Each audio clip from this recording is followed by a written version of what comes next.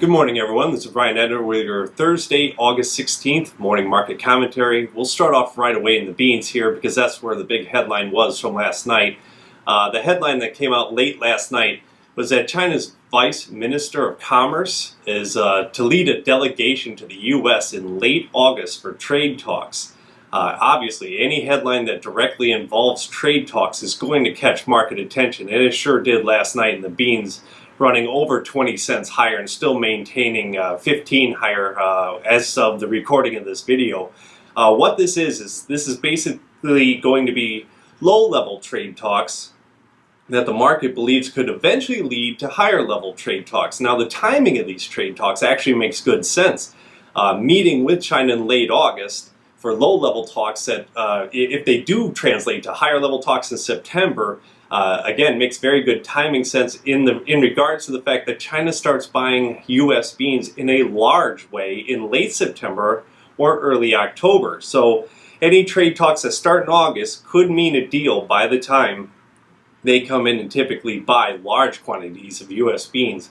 We'll also mention on the weather front to offer maybe a little bit of resistance that there are still some solid moderate rains across large areas of the Midwest, maybe farther south in the Delta and even Missouri. It might be a little late for these rains, but these rains stretch all the way up into North Dakota and Minnesota, where certainly any rains that happen in the next 5 days can still make a difference.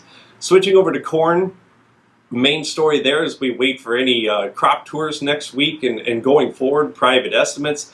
But what we have today is the weekly export sales report. Trade is actually expecting some potentially large sales.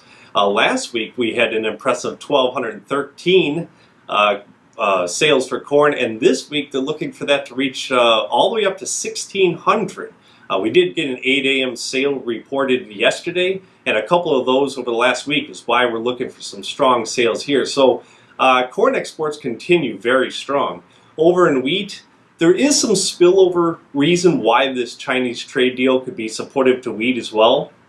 In general, trade feels that any trade deal done with China would weigh on the U.S. dollar. And if the U.S. dollar pulls back, that of course is directly positive for our wheat. So we are seeing in a roundabout way some support to the wheat from this Chinese news from last night as well. Over in cattle, not too much to talk about there yet. We're still looking at 110 bids in the cash cattle. That implies a steady 111 cash trade.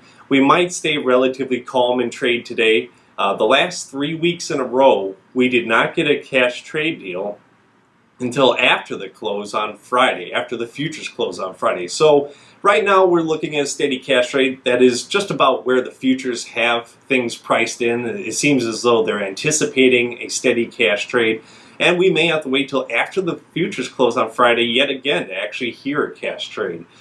So that's what we're looking at for the bigger stories here today on Thursday. If you have any questions, give us a call at 802-MARKET or visit us on the web at allendale-inc.com.